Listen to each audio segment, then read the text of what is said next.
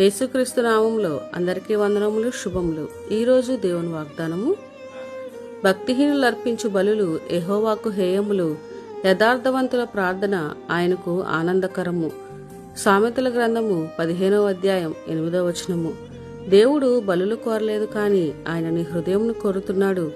భక్తిహీనులు తమ హృదయములో దేవునికి స్థానం ఇవ్వకుండా వారు ఘనమైన అర్పణలు అర్పిస్తే చాలనుకుంటారు. కానీ ఆ అర్పణ దేవునికి హేయమైనది.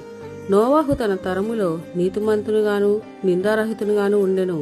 అదేవిధంగా యోబు శ్రమలు కలిగినప్పటికీ తన యథార్థతను విడవకుండా దేవుని యందు భయభక్తులు కలిగి ఉన్నాడు. అదేవిధంగా మనం కూడా దేవుని హృదయపూర్వకంగా అంగీకరించి యేసయ్యను వెంబడించాలి. భక్తిహీనులు పెదవులతో స్తుతిస్తారు గాని వారి హృదయము దూరంగా ఉంటుంది. కాబట్టి దేవుని యందు భయభక్తులు కలిగి యథార్థంగా జీవిస్తున్న వారు యేసయ్యకు ప్రార్థన చేసినప్పుడు వారి ప్రార్థన దేవుణ్ణి ఆనందపరుస్తుంది.